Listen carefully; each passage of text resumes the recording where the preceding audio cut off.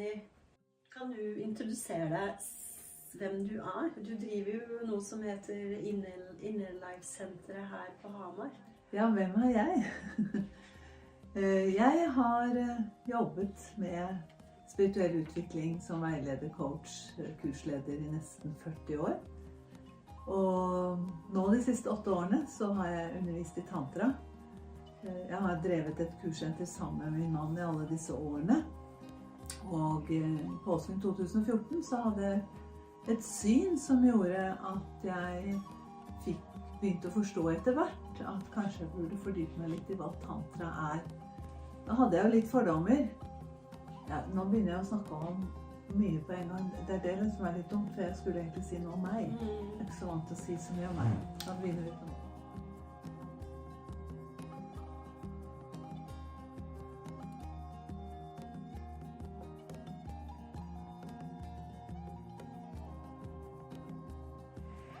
Shalini, jeg har vært på kurs hos deg nå i helga, og det er noe som heter tantra-massasje. Noe som var ganske nytt for meg. Men før vi går inn på hva tantra er, så er jeg veldig nysgjerrig på hvem du er.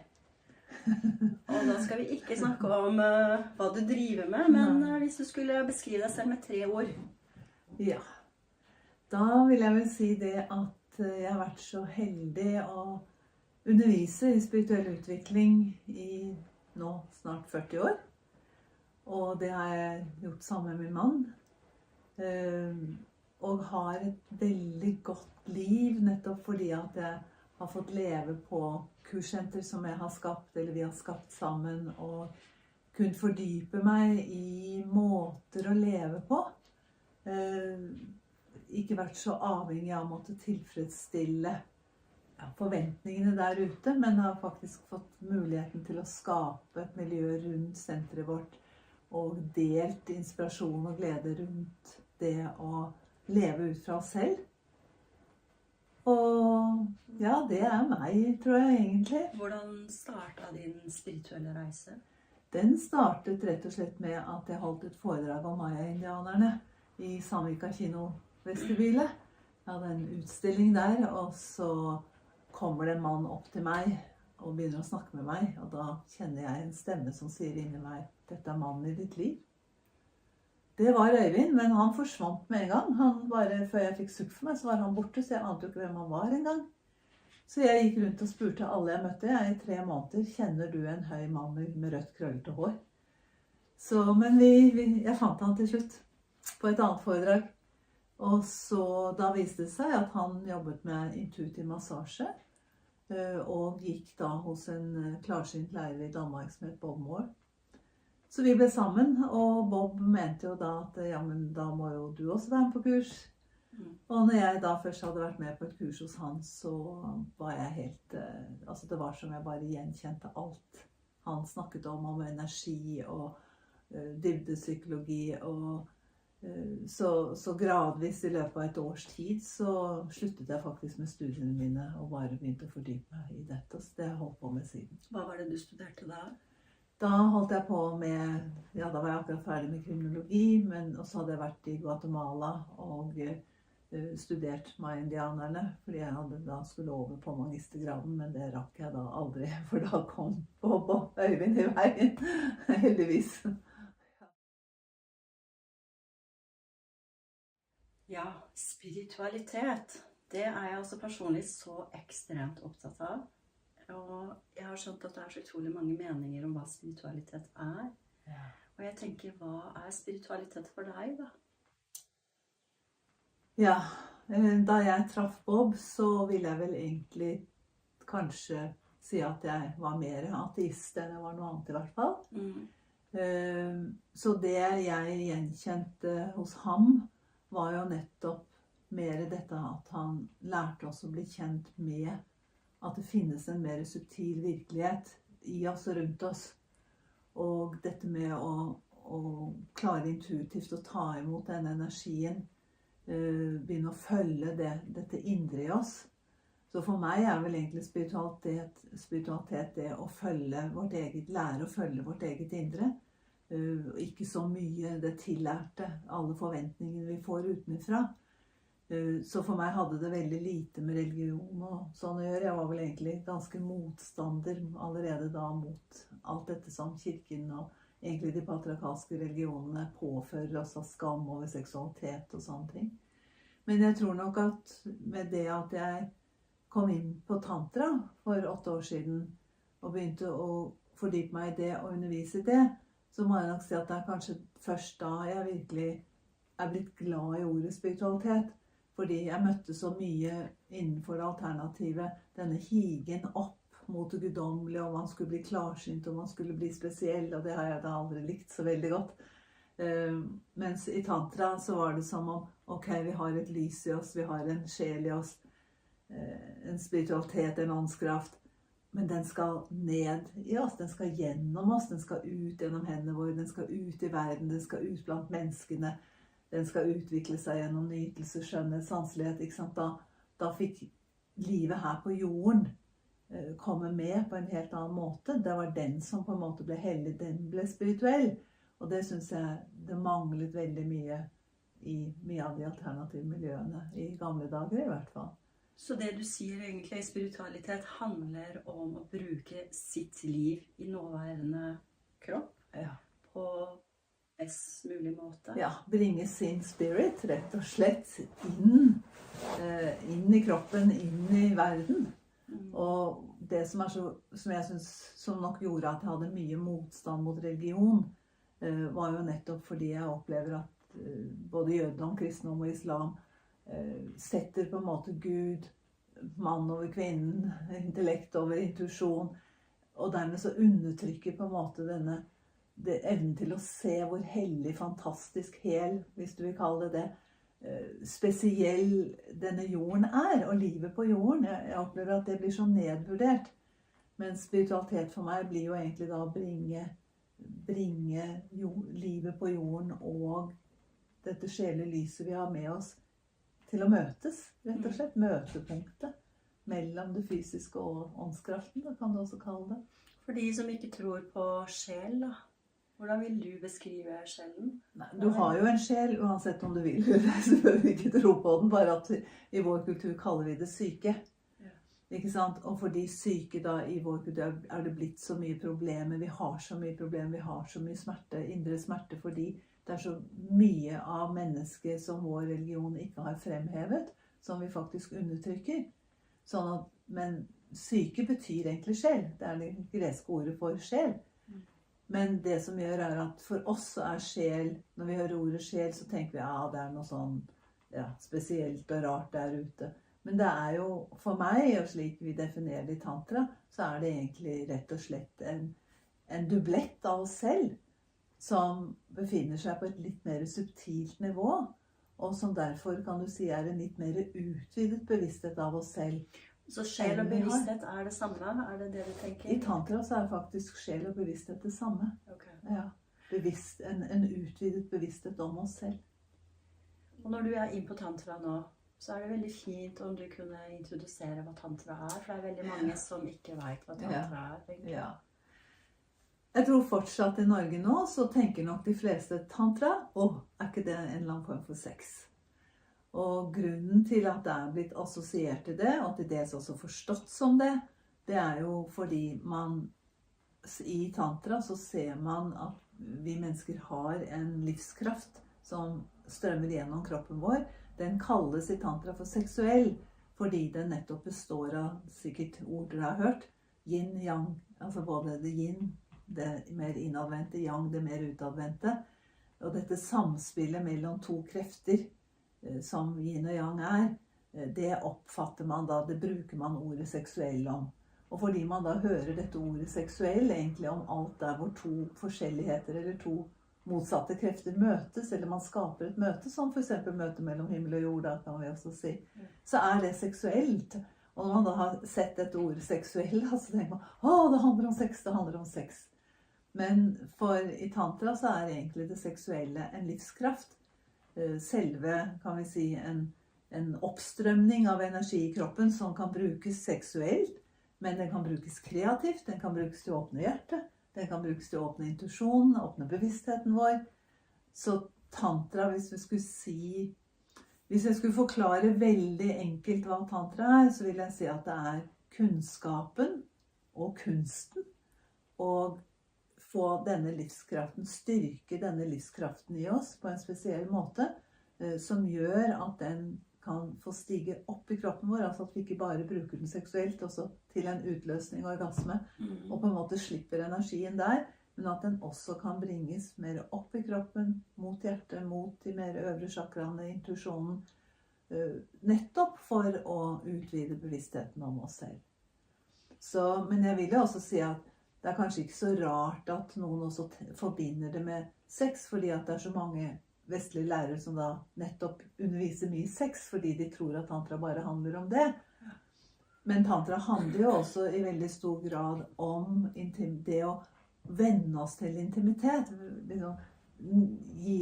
Venne oss til nytelse, venne oss til tilstedeværelse, sanselighet. Så på en annen måte enn det vi vant til. På en ikke-seksuell måte. Ja. Jeg kan godt kalle det erotisk måte, men som en energi vi eier, som både mannen og kvinnen eier i seg selv, uten denne forventningen om hva det skal gjøres om til sex, da. Ikke sant? Så ja.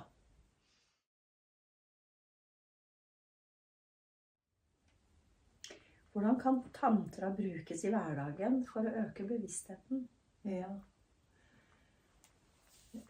Hvis du skulle gi noen sånne gode, enkle tips til folk som kanskje ikke har gått på noen kurs, som ikke har noen relasjon til tantra,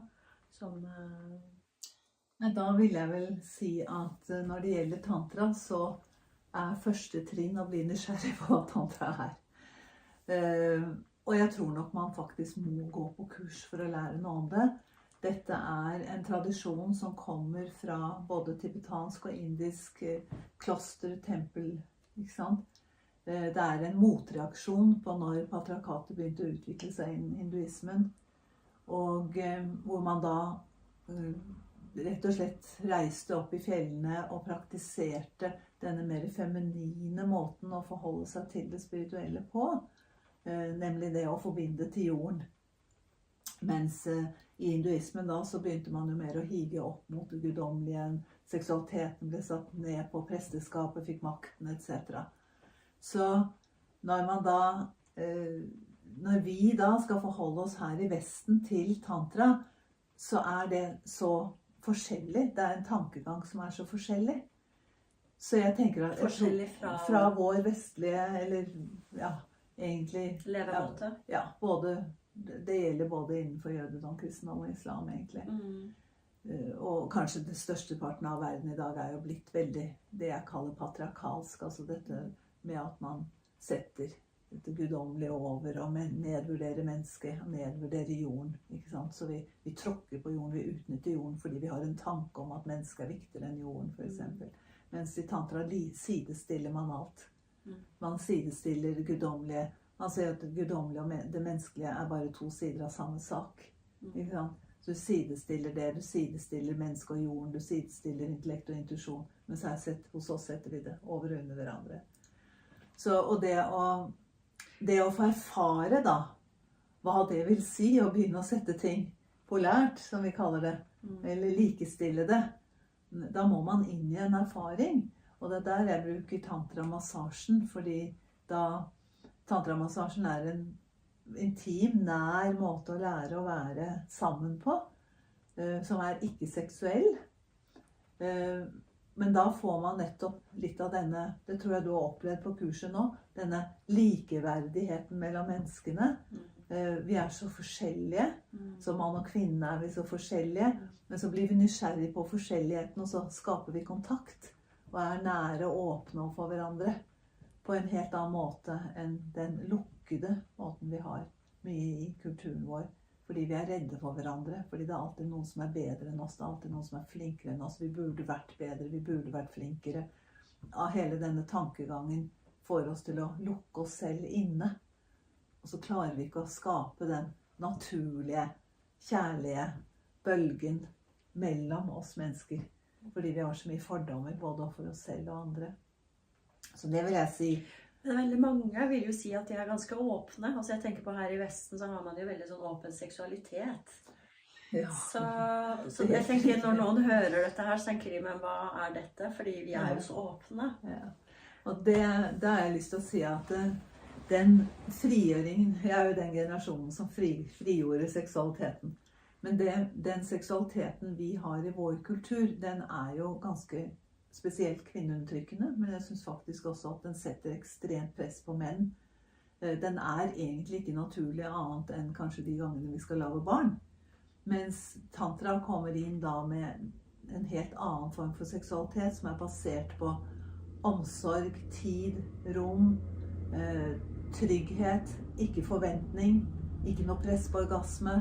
Jeg kaller det gjerne heller sex, heller nytelse, hvor det baseres på nytelsen, skjønnheten, sanseligheten, og uten press på hvor vi skal nå. Ikke sant? Vi har et veldig press på, vi skal til orgasmen i den vestlige seksualiteten. Mens i tantrisk seksualitet så er det, utgangen er helt åpen. Men vi vet ikke hvor langt vi kommer i dag, vi vet ikke hva det kommer til å gjøre med oss i dag. Ikke sant? Altså det er en helt annen, og da ligger jo det seksuelle egentlig i møte og utveksling av energi, tilstedeværelsen, og så oppdager vi at det er vel så godt.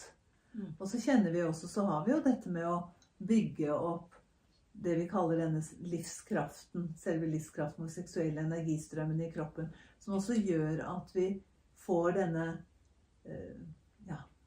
hjertefølelsen og dypere livsgleden som kommer frem. Og den kommer nettopp frem i kraft av at vi utveksler energi. Men altså hele forståelsen av tantra er basert på det at vi har nettopp denne dubletten, denne energikroppen rundt oss og i oss, dette subtile da, som vi snakket om i begynnelsen. Ja. Så det er, for mange er det et nytt språk på en måte, det er nye holdninger. Det som gjør at de som først prøver seg på et tantrakurs, som regel blir veldig glad for det, det er at det er så kjærlig, det er så streit, det er så klart, denne muligheten til å åpne for nærhet uten å miste seg selv. Det er i hvert fall meningen, og jeg er veldig klar på det, tror jeg, som lærer. Jeg har jo jobbet ganske mye med meg selv opp gjennom årene, med mitt indre landskap, om jeg skulle kalle det, og kom på dette kurset, og selv om jeg anser meg selv som veldig åpen, så møtte jeg jo ganske mye motstand i meg i form av jeg liker, ikke liker, skam, alle disse dype følelsene som jeg tror man må være ærlig med seg selv da, for å kunne omfavne det kurset. Hva med mennesker som ikke har jobbet med seg selv, som ikke har så veldig mye kjennskap til jeg tenker om de har noe nytte av dette kurset? Det tror jeg ikke gjør noe, for hvis du tenker på nå merker jeg at tantra tiltrekker seg nettopp egentlig den vanlige borger, holdt jeg på å si. Veldig mange av mennene som var på kurset nå har ikke jobbet noe særlig med seg selv. Ikke sant? Det er mer kvinnene som har holdt på med det de siste 40 årene. Og en del av kvinnene har det, men nettopp som du også da erfarer, at vi lever i hvert fall her, i Europa, så lever vi med en religion som har lagt skam på seksualiteten. Og selv om vi har sagt at vi har frigjort den, så har vi ikke egentlig det. Fordi mange av dere, også mennene oppdaget, var jo at de skammet seg, at de syntes det var flaut at liksom, hva er dette? Det tok jo 3 dager å vende oss litt til, og bryte den muren av såkalt skam og sjenanse, til at vi virkelig kunne slappe av og være åpne for hverandre. Så den åpenheten vi føler at vi har ved at vi i dybdepsykologien har blitt mer kjent med oss selv innad. Altså da tenker jeg forskjell på dybdepsykologien hvor vi blir kjent med oss selv, mens mer problematiske psykiatrien og psykologien, ikke sant, som tar seg av problemene våre. Så det at vi er åpnet på den måten, så viser det seg at det er faktisk områder i oss vi ikke har åpnet noe særlig i det hele tatt, og det er det som gjelder det seksuelle, det intime. For det har nesten ikke vært med i det alternativet heller. ikke Ja. sant? Så tantra har nesten kommet inn bare for å ta seg av den lille delen vi egentlig kan alt for lite om.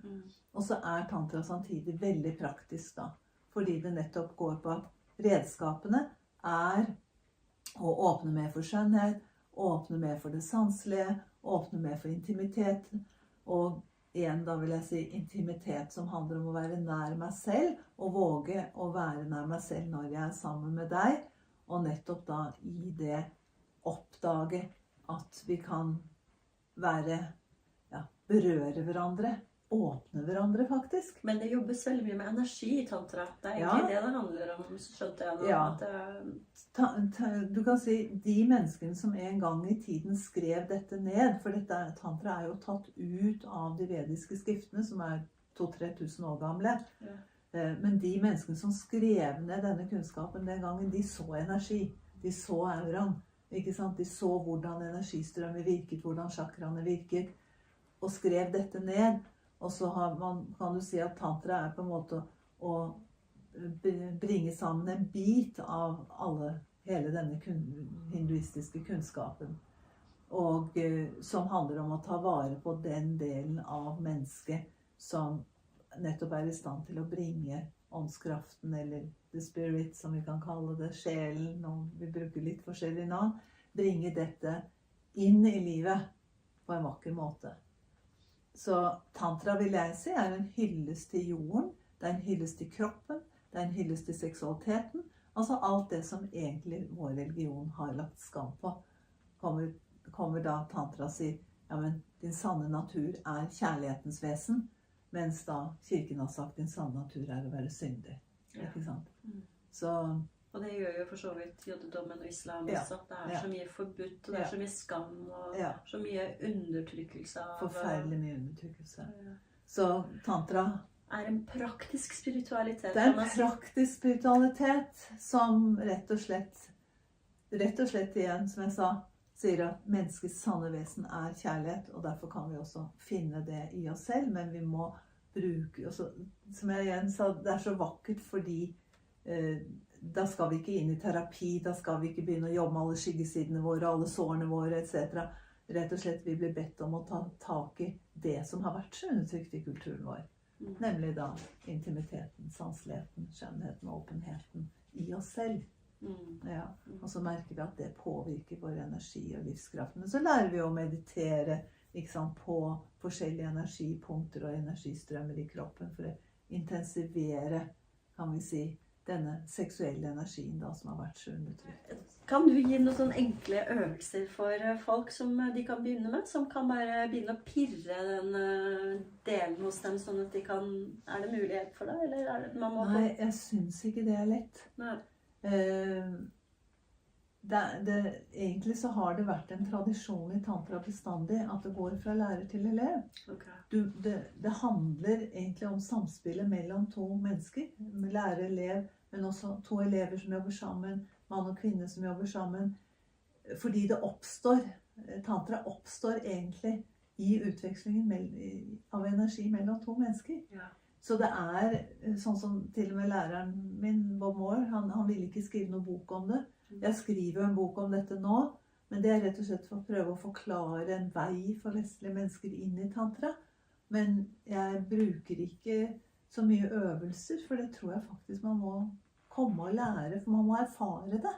I møte med andre mennesker. Men jeg kan gi deg et par eksempler, for eksempel liksom, dette med ærlighet veldig viktig i tantra. For å ikke låse halssenteret vårt. Innrømmelse veldig viktig, som også virker inn på denne seksuelle energien, at vi ikke holder tilbake fordi vi blir skamfulle, ikke sant? Men at vi bryter med skammen ved å innrømme ting.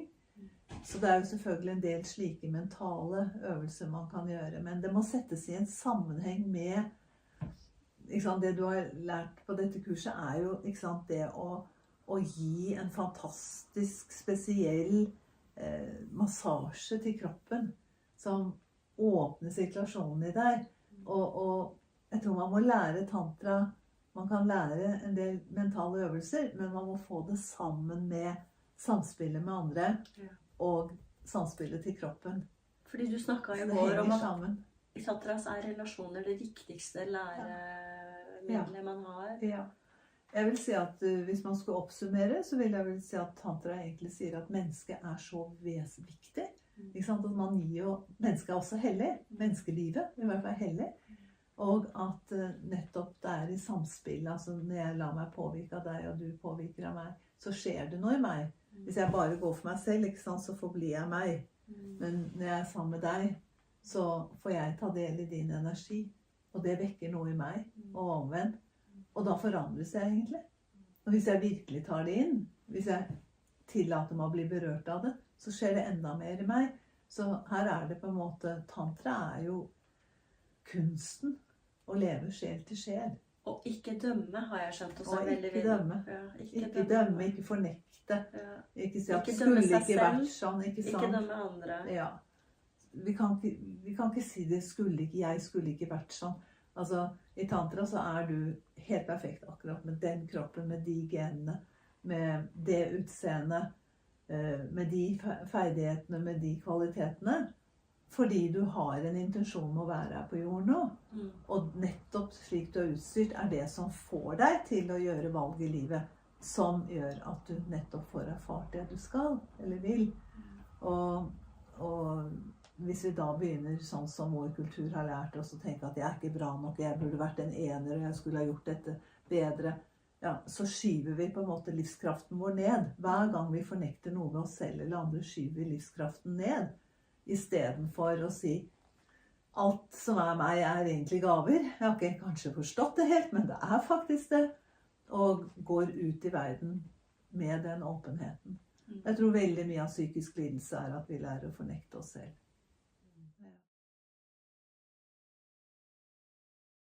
Shalini, hvis jeg sier noen setninger som du skal bare fylle, ja, jeg litt spent på hva du vil svare.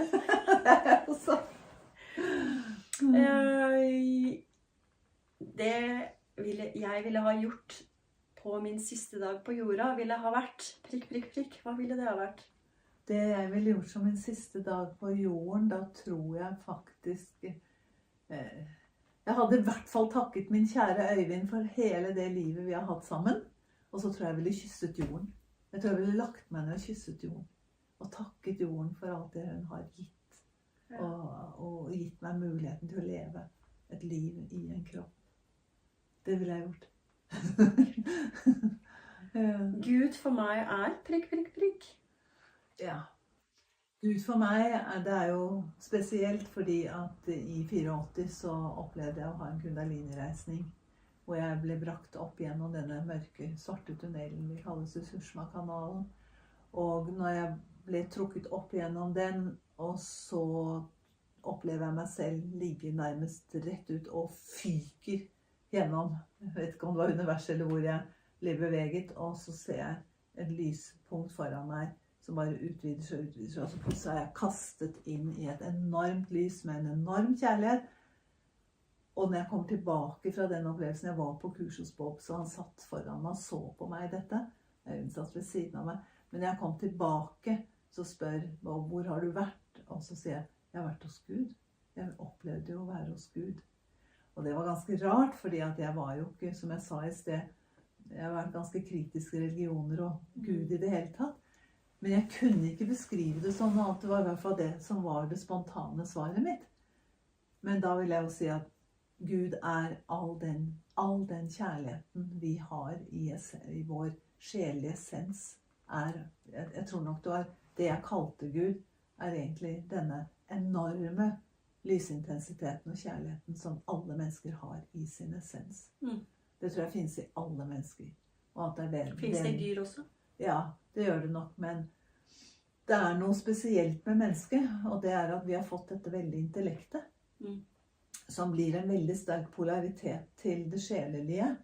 Og den på en måte konflikten mellom intellektet og forventninger utenfra, og det sjelelige og det intuitive, det skaper en spesiell bevissthet i oss som dyr ikke har. Og dermed så vil også, tror jeg, uten å si dette sikkert, så vil jeg vel egentlig tenke at mennesket har med seg en mye kraftigere lys. Fordi vi blant annet også ment, jeg tror det forskjellen på dyr og mennesker, at dyrene har også selvfølgelig det lyset, men mennesker har faktisk mulighet gjennom tantra å bevisstgjøre det lyset, erfare det. Og det jo en del av tantra også, dette med å komme dit at de sier jo at Gud sover i bunnen av ryggraden vår, og en dag så har vi på en måte åpnet oss sånn at denne, kan vi si, kundalinen, slangekraften, guddommelige lyset, da kan stige opp gjennom ryggraden og bringe oss i kontakt, bevisst kontakt med hva dette Så, men jeg advarer folk mot å prøve å reise den kundalini-kraften, for det kan være farlig også. Men vi kan være mer enn nok fornøyd med alt det lyset vi har, ved også bare gjøre noe til. Gjennom denne sanseligheten og intimiteten, så egentlig det guddommelige der. Men liksom, vi har lært at det en eller annen kraft der oppe som vi skal bøye oss for, mens tantra sier at dette guddommelige lyset i alt, overalt. Livet på jorda uten menn hadde vært. For de fleste av oss så tror jeg vi har tenkt ganske mange tanker, ganske mange ganger, at det hadde vært enkelt. Det hadde vært mye enklere. Jeg har opplevd, altså jeg vil si at jeg har nok hatt de tankene selv også, at det måtte tantra til for meg å oppdage hvor utrolig vakre, flotte menn Når jeg får se de på kursene mine, og ser hvordan de står ved massasjebenken, og gir denne kjærligheten, nærheten, tryggheten til kvinnekroppen, uten forventning om sex. Og da ser jeg, og jeg ser det jo når jeg jobber med menn nå, jeg elsker å jobbe med menn nå, nettopp fordi jeg har jo begynt å skjønne, og det tror jeg ikke helt vi har skjønt, veldig, veldig mange av oss kvinner, hvor mye kjærlighet de egentlig går og holder inne, fordi de blir presset så enormt av kulturen vår til å prestere. Så hvis vi får mannen til å ikke prestere, men å begynne å nyte uten å nyte på egovis, men faktisk bare være i en naturlig nytelse og gi av det, så ser vi at de har så mye kjærlighet i seg, som jeg tror veldig mange av vi kvinner ikke egentlig har sett annet enn kanskje da vi var forelsket i ham. Ja. Siste. Ja. Når jeg veldig glad, så prikk, prikk, prikk, hva gjør du da?